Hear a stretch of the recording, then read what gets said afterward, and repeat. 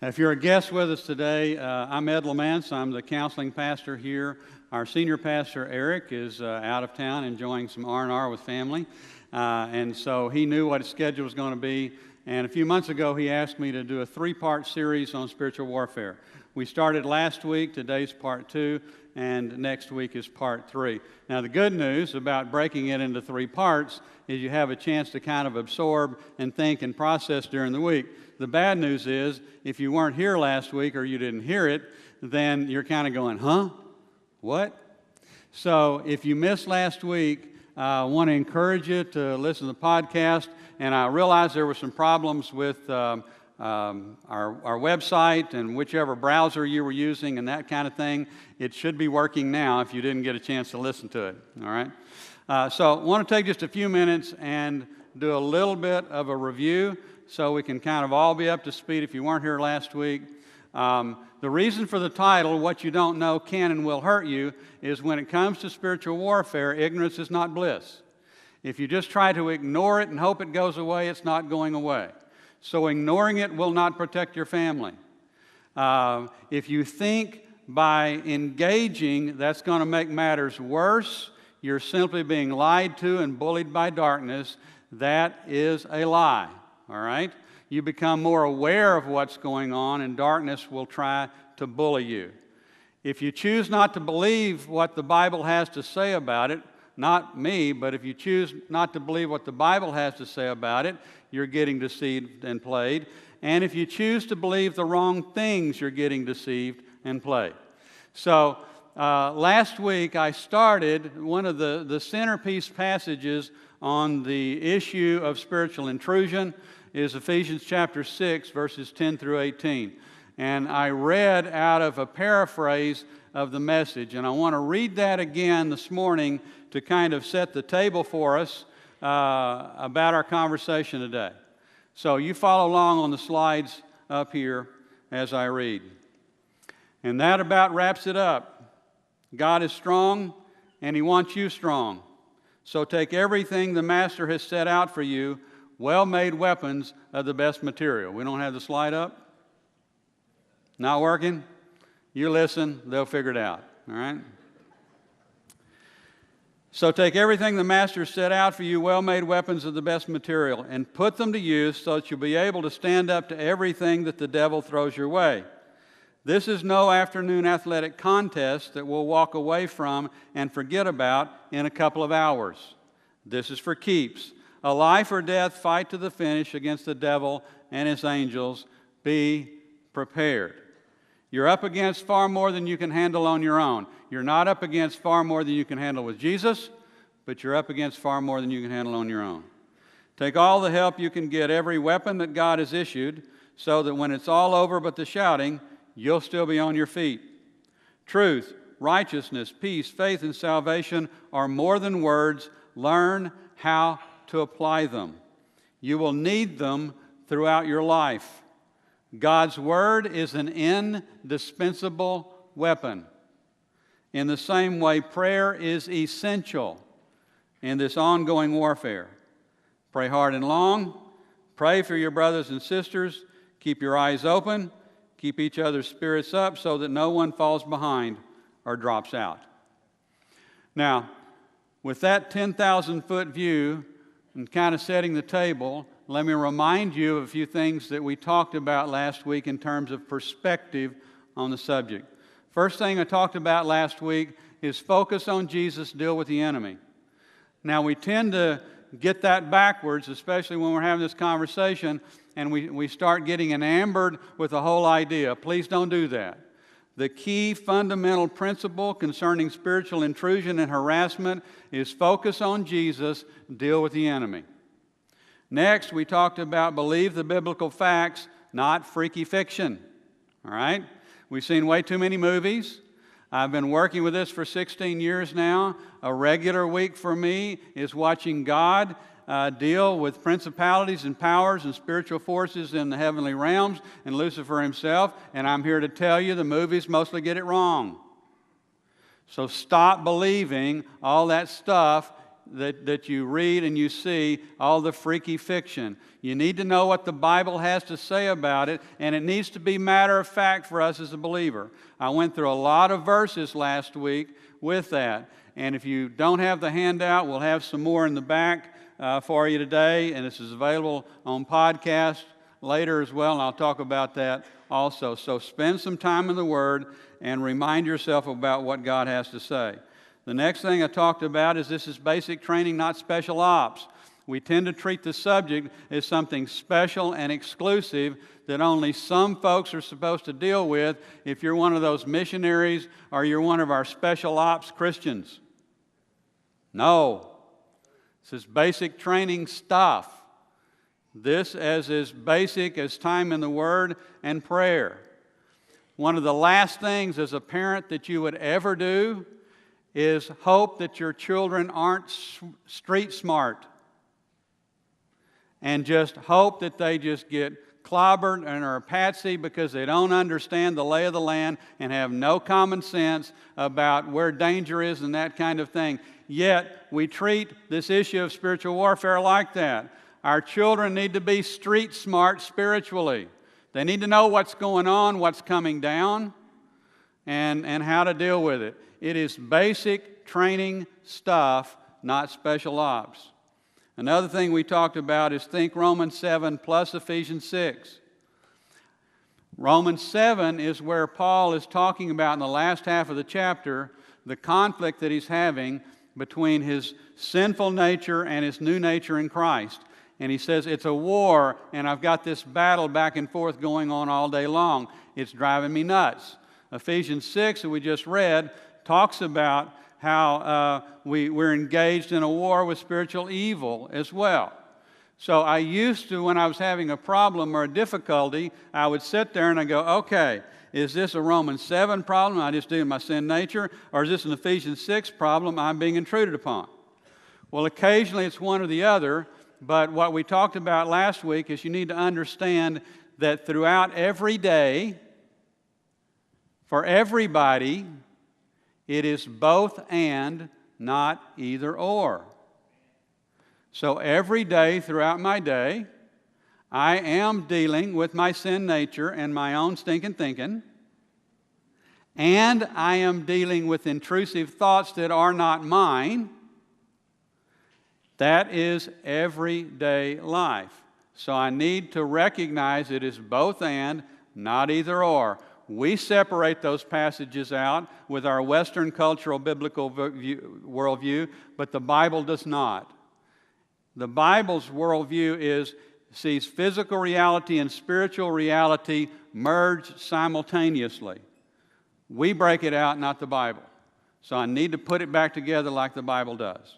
All right? Stay in the middle of the room.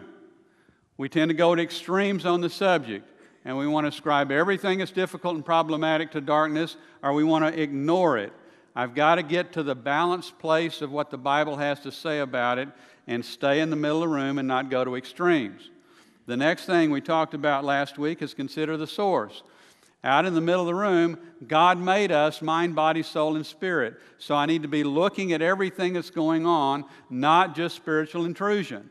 What's happening medically, physically, biologically with my body, what's going on in the physical environment around me, what's happening with how I'm thinking, what I'm believing, what I'm buying into, what's going on with how I feel about everything past, my present, my potential future, in what kinds of ways am I engaged in healthy relationship with God or unhealthy relationships with God, and in what kinds of ways is spiritual evil intruding. Now, I don't want to work that hard, but that's a biblical point of view. I need to pay attention to everything and not just cherry pick and decide, oh, it's spiritual intrusion. Oh, it's just my sin nature. Okay? Think influence and control, not possession. Talked about last week, the word possession is really kind of a misfortunate translation for our culture, because when I think of the idea of possession, I think of ownership. It's a possession of mine, I own it. But that's not what the Bible is talking about with the whole idea of possession. The word there means intrusion and control. It does not mean ownership. And so as a result, we get this false understanding about how much intrusion can happen in the life of the believer, and the answer is as much as I allow to happen. The only difference between a believer and a non-believer, because we're all intruded upon, is as a believer I can do something about it. The non-Christian can't do anything about it. Okay? So stop thinking about possession in the movies. All right? Everybody on the planet's intruded upon every day. And the great news is you can do something about it. All right? Next, we talked about it takes a village. Satan is a created being. He is not omnipresent. He can't be everywhere simultaneously. Only God is omnipresent. He'd love for you to believe He's omnipresent, but He's not. He's also not omniscient. He doesn't know what you're going to do tonight, next week, next month, next year. Now, He's really good at guessing and He's great at manipulating, but He doesn't know. And Satan is also not omnipotent.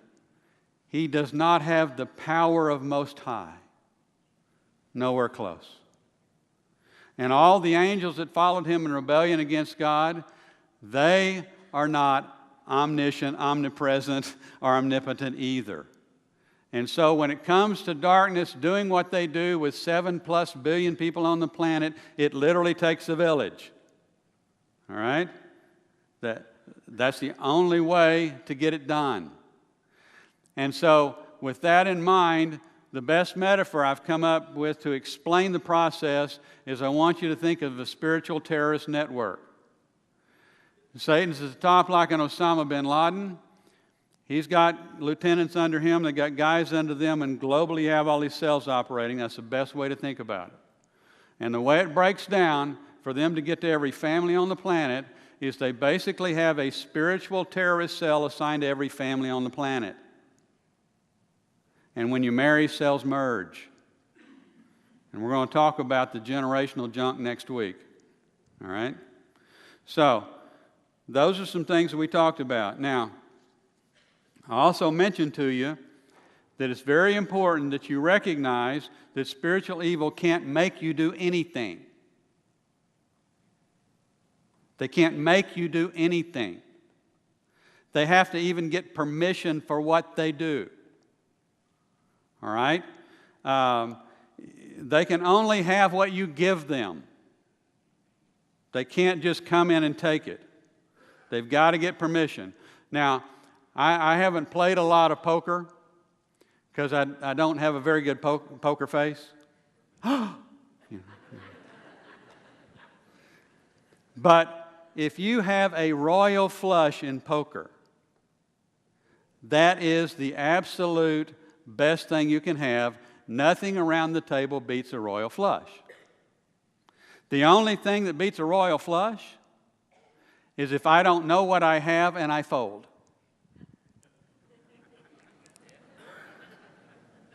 If I play my cards, I win. When it comes to spiritual evil, you as a believer are a child of the King. You are royalty and you hold in your hands a royal flush. And the only way darkness can beat you is you don't understand what you got and you don't play your cards, you fold. We need to stop folding to darkness and stop buying into Hollywood and recognize that we're a child of the King and live that way. So the only way they can do what they do is I give them permission. I give them permission through sin. Talked about last week how we don't believe that our sin is something that I should consider dangerous or deadly or disastrous and destructive. We don't really believe that or we wouldn't do it. And it never occurred to me for a long time, and it never occurs to us that darkness will leverage the sin. That's the way it plays. That's the way it works. So I talked about understanding this from a standpoint that if my life was a house, there's front door, side door, and back door sin, and there's also open windows.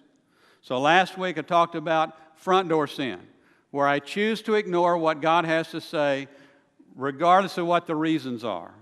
And when I choose to sin, that opens up the door of my life and invites darkness to come play. All right? That gives them a right to harass me.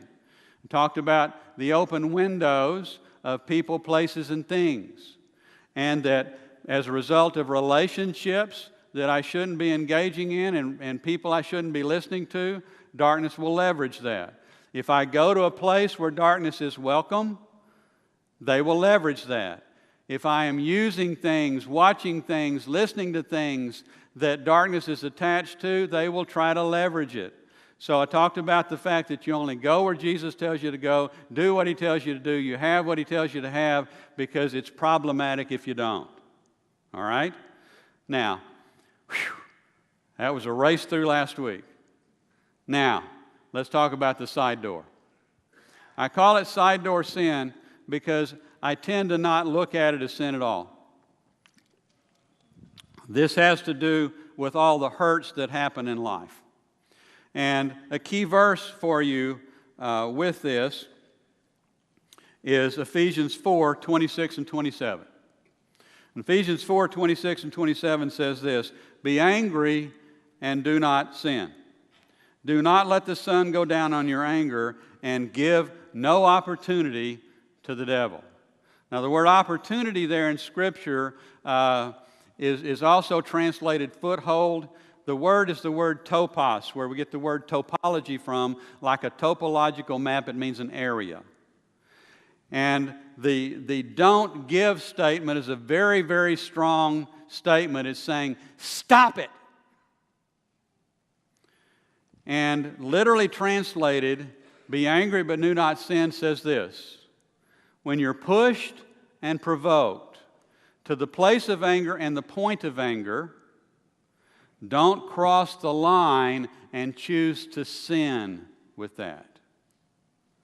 Don't let the sun go down on that. Stop giving darkness the opportunity to harass you. All right, that's what it's saying there. Does that make sense to you? Now, I had read this and I had studied this, but about 9 years or so ago, the Lord really gave me a lesson in this passage. I am married to an incredible woman, and I married up, and like the guy said, I outkicked the punt coverage. You know, great lady, and I've got some amazing kids. My daughter's 30, my son's 26. But we have the same kind of conflicts and stuff going on that everybody does. And about 9 years ago, I remember very distinctly, my daughter was living in an apartment, and she came over to the house for something, I don't remember what, and she and my wife were not happy with each other, and I don't even remember what it was about, okay? And so I'm trying to kind of be the peacemaker with what's going on, and I obviously said something that kind of ticked my wife off, because I don't even remember what it was. And she expressed some frustration with me.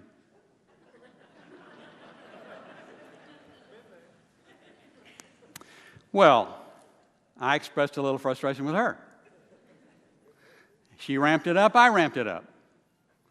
Then she ramped it up, I ramped it up. And now I'm at the place I'm really getting angry, because all I was doing was just trying to help. If I got a witness in the house. All right, okay, there you go, okay. And at which point in time, my daughter grabbed her keys, because we were sitting at the table, and got up and walked out and got in her car and left. And I'm kind of going.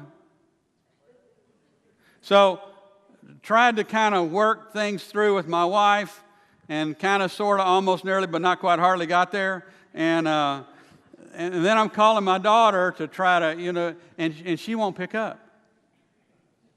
It keeps going to voicemail.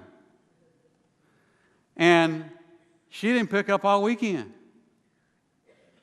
And the longer she didn't pick up, and that don't let the sun go down on your anger piece, well, I wasn't quite doing that. I tell you what, that anger grew to resentment. And then before long, I was at retaliation.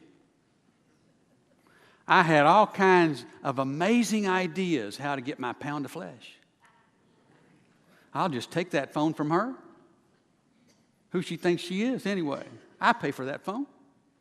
I mean, boom, boom, thought after thought after thought after thought just pounding me all weekend. Monday morning, I'm in quiet time. And I'm having a gripe session with the Lord. Because after all, I've been unjustly handled here. All I was trying to do is keep the peace. And after a while, I kind of heard in my spirit, son, you done with your pity party yet? I don't know. What do you got? Well, what he had was conviction that, yes, while I had only been trying to keep the peace, I had crossed the line and let it become sin. I didn't want to hear that. And after kind of ignoring it a little bit, I go, okay, you're right. So I did what we talked about last week, is I needed to confess that and received his conviction. I mean, his forgiveness with the conviction. And then he said, okay, there's a part two. What? He said, you know all of that, those retaliatory thoughts that you were having all weekend long? I go, uh-huh. He said, son, that wasn't you. You let a spirit of retaliation into the household. And he has been having fun with your daughter and with your wife and not just you. Man, my heart sunk. Oh, wow. That's exactly what I did. And so after confessing and agreeing with God about my own sin, I just said, okay, retaliation. And whoever else is with you, because I don't even have to know your names. I know what you've been doing. So in Jesus' name, your assignment's canceled because I have forgiveness here. And so you're out of here. You're leave my wife alone, my daughter alone, me alone. Get out of here. You're no longer welcome in the house. Amen. Then I went and had lunch with my wife and daughter, confessed my sin to them, told them about retaliation, and everything broke. In your anger, do not sin. Don't let the sun go down on it. Don't give darkness the opportunity. They will take it. And a lot of the thoughts that you're having, what I hope you hear here, is a lot of the thoughts you're having with resentment and retaliation and all this aren't even your thoughts. You're getting played because of your sin. Hebrews 12, verses 14 and 15 says this, strive for peace with everyone. And the word strive is the word used of an athlete who is striving for the finish. It says strive for peace with everyone. Doesn't mean it's going to happen. It says strive for it. And for holiness, without which no one can see the Lord. He's saying, seek to be at peace and holiness, both in your relationship with the Lord and how you are treating and responding to other people. See to it that no one fails to obtain the grace of God. You're not going to be able to do this well without the grace of God. All right? That no root of bitterness spring up and cause trouble, and by it many are defiled. I allowed a root of bitterness to take hold, and what sprung up was much trouble. And it was defiling my family. That word doesn't make a whole lot of sense to us. Polluted. I was allowing pollution into the clean water of what God desires. Now I recognize very clearly that there are many today who are here and listening by podcast, and the depth of your pain and the hurt that has happened to you runs deep and wide.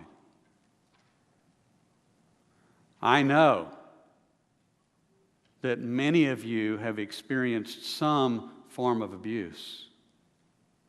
It may have been mild or moderate or unspeakable evil, but many in this room. Physical abuse, mental abuse, emotional abuse, sexual abuse, religious abuse, ritual abuse. Many. And I also know that many more who are listening today know the deep pain of betrayal.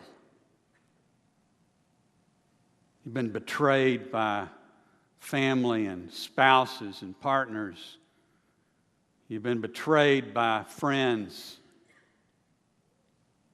co-workers, business partners. And the pain of abuse and betrayal is some of the deepest and darkest, and all that that produces. I think of a true story about a young lady who was abducted, raped, robbed, shot, and left for dead. And when the guy shot her, he put the gun here intending to blow her head off. And at the last minute, she jerked sideways, bullet went sideways. She was found, and they were able to resuscitate her, revive her. She went through numerous reconstructive surgeries and all kinds of horrible rehab to get over that. And several years later, she's being interviewed by a reporter. And as the reporter's listening to her story, in the middle of that, he says to her, "You must hate the guy that did this to you." She said, "Well, for a long time I did, but I don't anymore." He said, "Well, what are you talking about?" She said, "Well, it's true. For a very long time, all I could think about was revenge." By the way, they never caught the guy. All I could think about was them catching him and doing to him what he did to me. I was consumed with it. I went to bed with it. I got up with it. That's all I could think about all day long. And then she said, one morning, as I was thinking about it, it occurred to me, I gave that man took from me one night of my life. And I decided I was not going to give him one more day. Wow. That's it. That's it. When I allow those who have hurt me in the past to reach into my present and rob me of my future, I am giving them day after day after day after day. So, how do you not give them another day? Well, I want to suggest a way to do it. It's certainly not the way, it's a way. I call it the flushing exercise. You see, when someone hurts you, it's kind of like they threw raw sewage at you. And when somebody throws raw sewage at me, you got about three choices what to do with that. I can pick it up and chunk it back. We can fight with it, get it all over myself, wear it, and wonder why life stinks. That's one of my choices. Or I can just wallow in it and wonder why life stinks, or I can put it where it goes and flush. Now, the problem is we don't know how to put it where it goes and flush. And the second problem is if I did know how, we tend to not do it because we believe some stinking thinking. Keeps the stink on me. What we believe about the pain of the past is someday, some way, somehow, I'm hoping to feel like releasing that. And I believe I will feel like it when somebody else does something to change how I feel about it. But until that occurs, I will not release this because that would not be just. I want my justice. Now, what you need to understand is, first and foremost, it's not a feeling to feel, it's a decision to be made. If you're waiting till you feel like it, that bus ain't coming.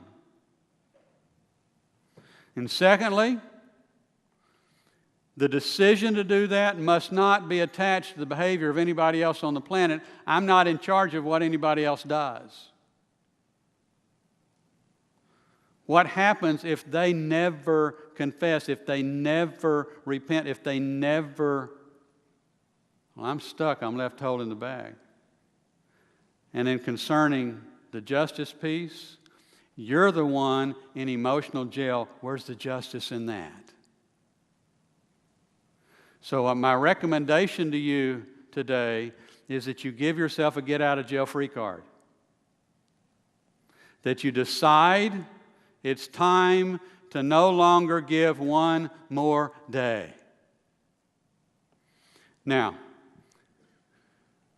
the way to do it isn't complicated, and just like last week, I have some documents on in the foyer out here that'll go through all the detail. There's also some pages from last week. If you're listening on podcast, you can go to impactcounseling.com/store and get it under free downloads, all right? So here's kind of the basic idea with flushing. Now, what I'm going to tell you to do, you're not going to want to do. It is not a trip to Disney World. It is also not something that happens very quickly. It will take you some days and some weeks and maybe some months, depending on what's happened. We get upset waiting 5 minutes at a drive-thru. So it's going to take you more time than you want, and it's not going to be a fun exercise. It's kind of like taking a long trip by a car. I could drive from here to L.A. driving 30 minutes a day, stop, spend the night, 30 minutes, spend the night, 30 minutes, spend the night. Eventually I'd get to L.A., but that's a really dumb way to take a long car trip. So I want you to think about this kind of like that. The more time you can dedicate to it, the quicker you can get there. So if you're trying to do it 15 minutes here and 30 minutes there, it's going to take forever. So block some time to do this. All right? Now, again, this is in the material, but basically what you're going to do is you're going to get along with God and you're going to ask Him to create a list for you.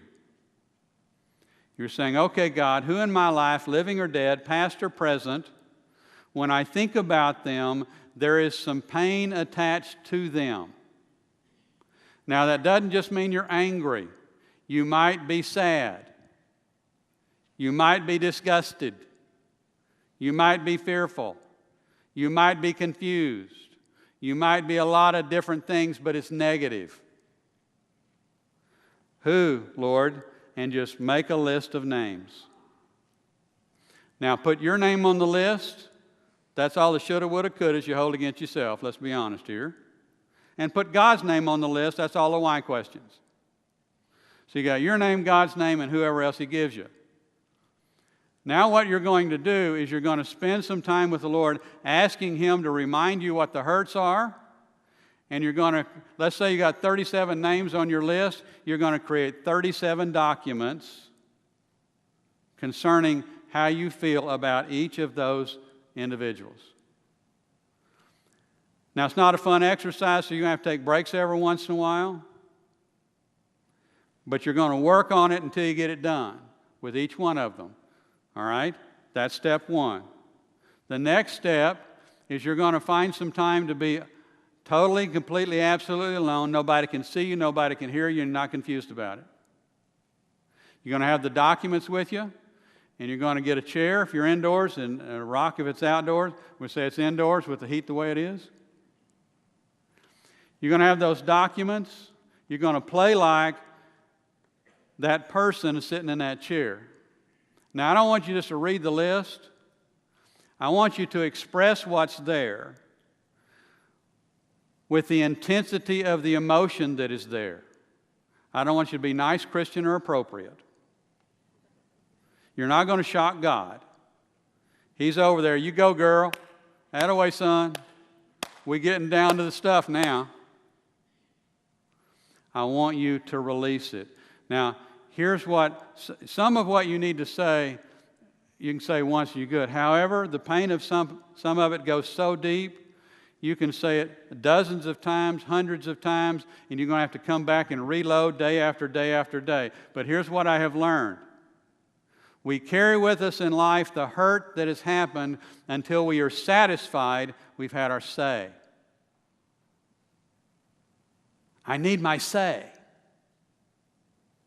If you've ever tried doing it with somebody present, that don't work. You walk away with more stuff, not less stuff. But this isn't for them anyway. This is for me. To have my say the way I need to say it, no excuses, no explanations, and you're going to keep saying it till you don't need to say it anymore. Now, people ask me, how you know when you're done? You'll know. Now, when you're done, and only when you're done, you're going to declare them guilty as charged, not innocent. The only difference here is with God. I don't declare him guilty. I just say, I'm guilty of thinking you were guilty. Right. But everybody else is guilty. But then I say, however, I choose for me, case dismissed. Then you pray and it goes something like this: Dear God, I don't really feel like dismissing this case. But best I've understand, I've had my say, so I choose to release it. Now help me walk away from the pain of the past, amen. And then take that document and destroy it. Now that isn't complicated, but it isn't fun. But it is necessary. If you don't have your say, you can't go to the next step, which is dealing with the memories. We try dealing with the memories without having had our say, and that doesn't work. I just try to ignore it, and I think about it, forget about it, and go on. That doesn't work. That's like having an elephant in the living room. You throw a blanket over him, and you go, what elephant? That's like putting toxic waste in cardboard boxes, putting them in the closet, and wondering why we're getting sick all the time. It will affect you, and compartmentalizing it isn't going to help you. We've got to get the sewage out of the house. So I've got to have my say. Once you've had your say, now you can deal with the memories. And the purpose of the memory work, because I don't have time to explain all of that today, it's in the material, is to take away the power of the memory to control you. That's the objective. It's not about forget. If we forgot, every day be Groundhog Day. Not a good plan. All right? So, but I need to take away the power of the memory to control me. That is a process, not an event. It takes place over some time. And then the last piece that I talk about in materials, I need to learn to flush daily. You see, it's one thing to flush everything that's in the past, but I got some past that's in my present and moving into my future, and I'm going to have new stuff. Murphy's Law says whatever hits the fan will not be evenly distributed. So, yeah, you think about that for a minute. Right? So I'm going to have new stuff every day. And so a regular thing for me is flushing. I mean, you'll see me driving my car. You might think I'm singing. I'm flushing. Okay? Because stuff happens. So I need to learn to flush daily. All right?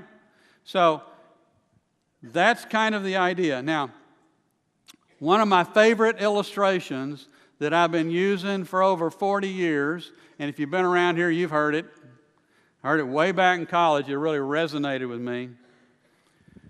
Heard it from a missionary. He said, I worked with a people group in the jungle that loved to eat monkeys. Delicacy. And so the way they'd capture those monkeys is those monkeys love rice. So they'd take a coconut, hollow it out, put some rice in the coconut, and make the hole just big enough so the monkey could get his hand in there, he'd get a hold of the rice, and now it won't come out.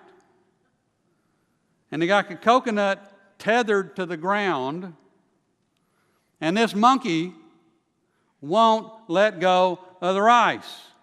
They go over and bop him in the head and got monkey stew. You know, I heard that story go, stupid monkey? I mean, come on, let go of the rice, get out of here. We do the same thing with the hurt and pain of our past, don't we? I got my hand in not the cookie jar, I got my hand in the coconut.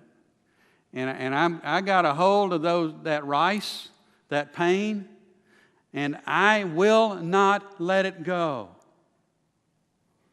It'll be a cold day in July in Texas.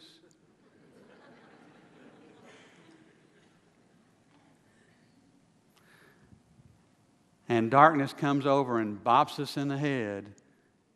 Monkey stew. I need to stop monkeying around with the pain of the past. I need to let it go. I need to decide to not give sin and darkness and my heritage and my family one more day. Not one more. So your assignment for the week is, if you didn't hear or do last week with confession, please start there. It always starts there. But then, if you've done that, then this week, spend some time with the Lord and ask Him to give you a list. And as you're looking at that list, my recommendation is that you tell Him, thank you. I'm willing to not give it one more day. Now help me, please, to do the hard work of pushing through the pain, having my say, processing the memories, so I can get my hand out and live free.